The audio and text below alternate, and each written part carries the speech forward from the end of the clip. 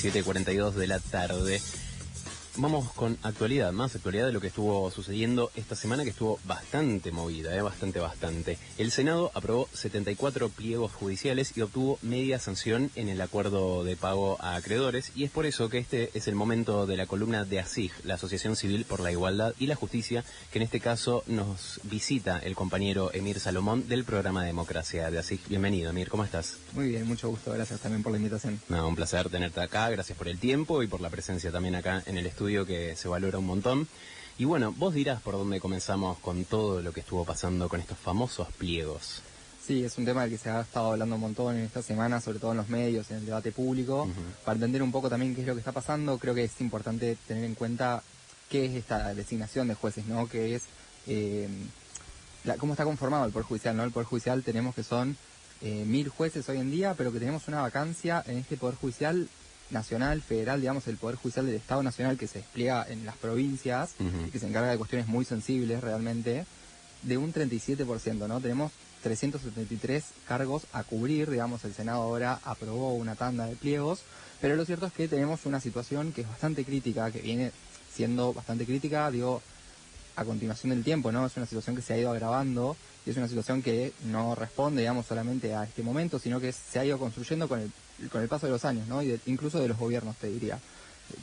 La particularidad que tenemos es que este gobierno es la primera vez que pone sobre la mesa pliegos, digamos, es decir, propuestas de candidatos ante el Senado de la Nación para cubrir estas vacancias. Es decir, estos 2 años y medio que ha tenido este gobierno no ha mandado posibilidades, lo que, bueno, con renuncias, con fallecimientos y jubilaciones, digamos, de jueces, cada vez es un número que ha ido en aumento hasta llegar acá. Lo que es muy particular, digo, en una democracia, porque es un número que en general no ha aparecido, digamos, como no estamos acostumbrados a este nivel de vacancias. Es un nivel que además lo problematiza el Poder Judicial porque lo deja sin gente que pueda resolver los casos que tiene que resolver, ¿no? Claro.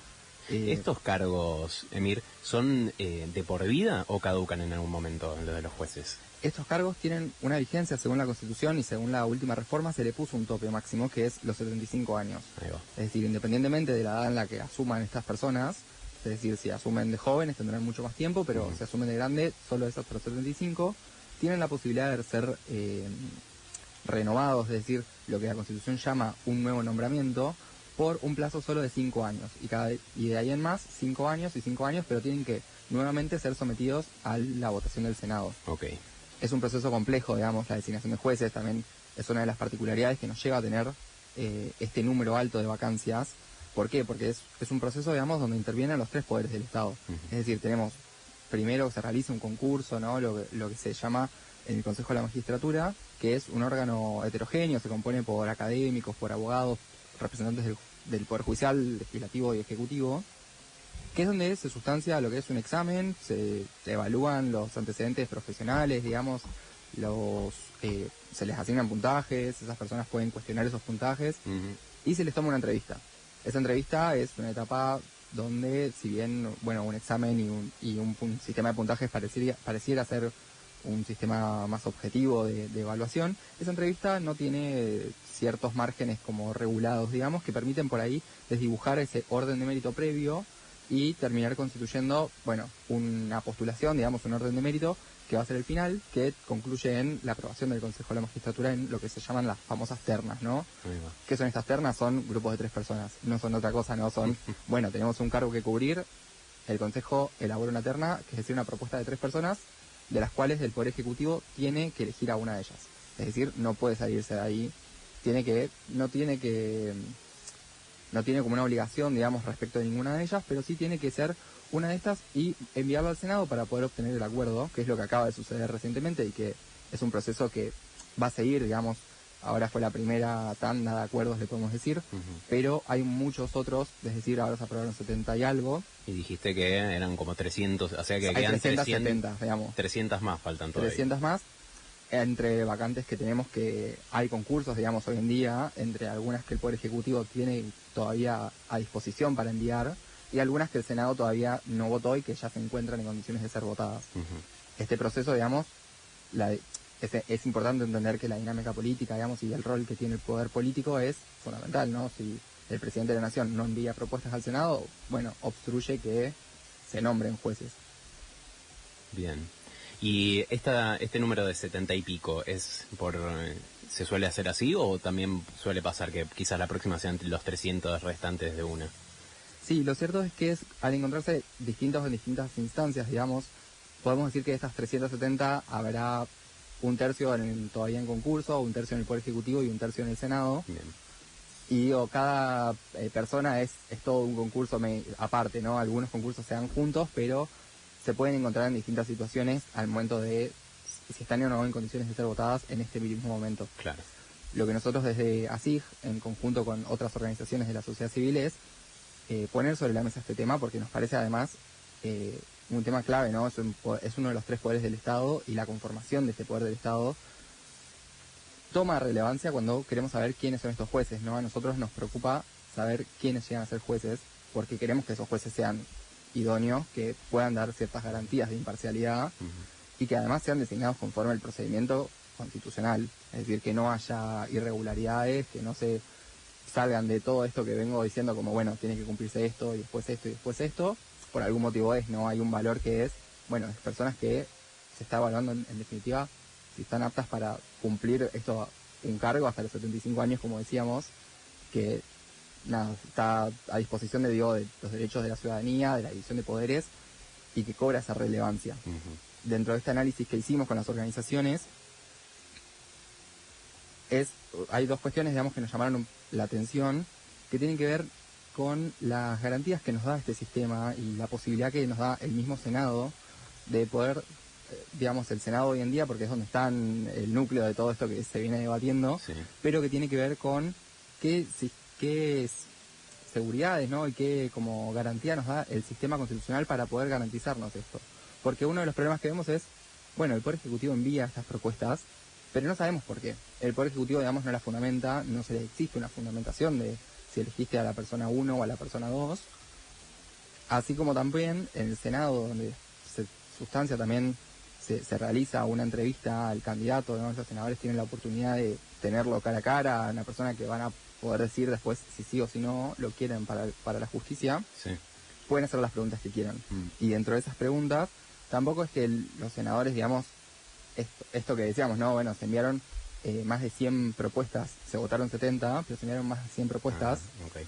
Que es, bueno, cada una de esas personas tiene antecedentes, tiene vínculos políticos, tiene vínculos familiares, algunos más, algunos menos, pero es importante también que eso esté sobre la discusión, ¿no? Que esté, puesto sobre la mesa en la discusión y que los senadores, de alguna manera, sepan qué es lo que están votando, porque es un análisis. Nosotros hicimos un análisis que tiene distintas aristas, pero que trata de nutrir esa decisión que se está tomando y que ya se ha tomado en algunos casos, que tiene que ver con, bueno, esos concursos, ¿no? Estas personas que llegan al final de un concurso fueron saltando muchas posiciones, ¿no? Tenemos que más de 16 personas saltaron más de 10 puestos de una instancia a otra, ¿no? Como hay cuestiones que, si bien no son irregularidades en sí mismas, parecen llamar la atención de cómo está construido ese sistema y qué tanto podemos decir que se trata de un sistema objetivo que garantiza realmente una idoneidad medio sacralizada de puntajes numéricos donde no tiene nada que ver lo político, que muchas de esas personas incluso vienen del Poder Judicial, es decir, han hecho lo que se le dice la carrera judicial porque han empezado sus profesiones ahí y es a donde están siguiendo, ¿no? Como gente que no ha trabajado de otras cosas, lo que ha suscitado también ciertos cuestionamientos porque es pues también, bueno, cómo uno ingresa al Poder Judicial y eso también ya empieza a influir porque el sistema de puntajes es, bueno, si uno trabaja en el Poder Judicial tiene ciertos más puntos que una persona que viene de afuera, ¿no? Un outsider, en general le cuesta más llegar a ser juez y de alguna manera eso desequilibra el sistema, ¿no? De, bueno, solamente pueden serlos los que ya vienen siendo, los que son cercanos a... Y que es otra de las cuestiones también que hemos mirado, ¿no? Además con los antecedentes, las trayectorias, qué se ha dicho sobre sus trayectorias, digo, y si les han realizado denuncias disciplinarias o denuncias penales a estos candidatos. Hay algunos que tienen denuncias por mal desempeño ante el Consejo, tanto activas como activas, me refiero a denuncias que todavía pueden ser resueltas que en no contra. Tienen sentencia, claro. Exacto, y algunas que han sido desestimadas, algunos con altos números de denuncias, lo que parece preocupante porque no me estás fundamentando por qué me designás a esta persona. Que tiene tantas denuncias detrás. Exactamente. también se conjuga con el factor de, bueno, en qué lugares los están proponiendo, ¿no? Hay una cuestión que es, el Poder Judicial es un poder, y digamos, dentro de los tres poderes del Estado, pareciera ser el más masculinizado. El 70% de los jueces son varones, y el 30%, digo, y es una escala que se ve claramente, que va además en decreciente cuando uno va a cargos mayores. A más alto el cargo, hay menos cantidad de mujeres. Claro. Y con esto también es una oportunidad que existe, digamos, para poder revertir esa desigualdad, que es, bueno, que en esto siempre nos preocupa esto de quiénes llegan a ser jueces, ¿no? Personas que siempre estuvieron vinculados con el poder de alguna manera, que siempre fueron judiciales y que ingresaron a la justicia o que se desempeñaron de una manera, digamos, se une con muchos otros problemas, ¿no? Como, claro, bueno, el ingreso a la justicia también es un problema aparte, pero que de alguna manera influye en esto.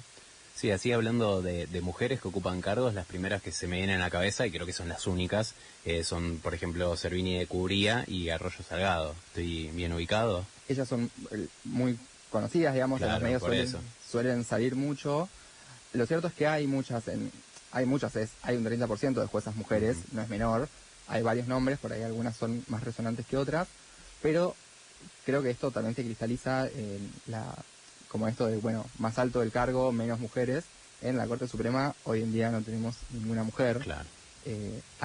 También hay vacantes en Corte Suprema, lo que muestra como este problema que es estructural, ¿no? No es un problema de los juzgados de primera instancia, no es un problema de un sector de la justicia, sino, bueno, atraviesa todo y parece que es un problema endémico, digamos, que está costando destrabar políticamente. Ya se habían presentado cargos el año anterior y el año anterior también para cubrir los cargos de Corte Suprema, no se obtuvieron los votos, eran 2 varones, digo, como hubiese conformado realmente una corte de todos varones, claro, que después, en la práctica, digo, y con esto de querer cubrir este otro 37% de vacantes, tampoco se está tendiendo a revertir esta otra situación. Bien. ¿Y ese análisis que decís que hicieron en conjunto con ASIG se puede encontrar online? ¿De qué manera se puede acceder? Sí, nosotros tenemos una web que es asig.org.ar y dentro del inicio, digamos, se puede encontrar esto que es quiénes son quiénes pueden llegar a ser jueces de la justicia. Es un informe que tenemos que tiene además un análisis que se puede ver como la base concreta, digo, con el puntaje que ha sido asignado para cada uno de los concursantes a lo largo de los concursos, cuáles son sus antecedentes, cuál es su currículum vitae, digamos, hemos hecho un análisis de datos que después lo transformamos en números más generales. Esto yo lo digo ahora como muy general, pero se pueden encontrar las fuentes como concretas, son fuentes oficiales, públicas y que están disponibles, que nosotros las traducimos para poder también disponibilizar esta información que no se encuentra fácilmente tampoco. Es una tarea, un laburo muy noble el que hacen, la verdad, porque para gente como una, con toda la información que hay corriendo, se le complica pararse a sentar y entender cómo es todo este sistema. Y creo que con estos últimos pliegos que se mandaron, acaparó mucha atención esto, lo de Verónica Micheli, con la fisura, digamos, le así, que Patricia Bullrich quería mantener su propuesta y así fue nomás, pero ¿dónde también pensás que habría que poner la lupa en los 70 y pico restantes?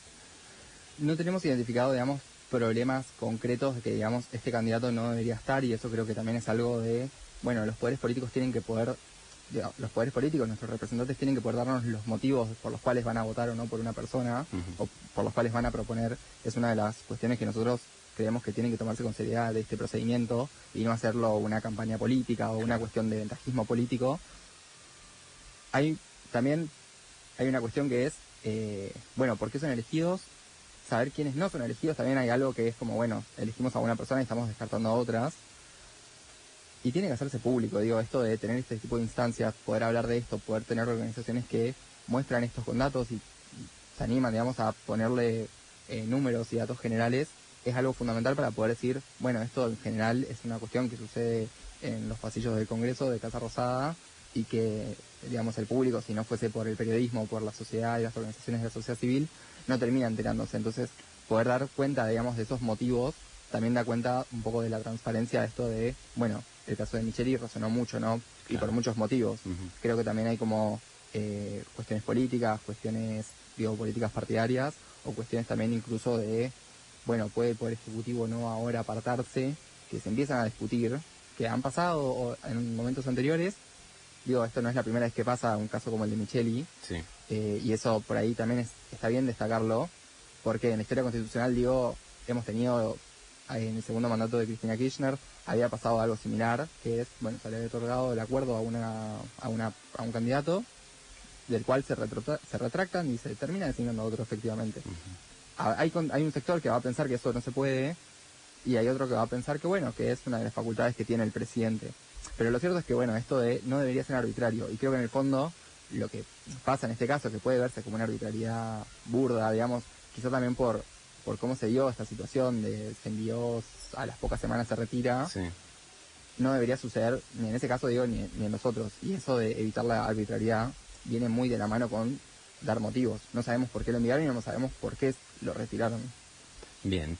Hemos escuchado a Emir Salomón del programa Democracia, de ASIG, la Asociación Civil por la Igualdad y la Justicia. No sé si querés, te doy unos segundos más por algo que quieras destacar al final.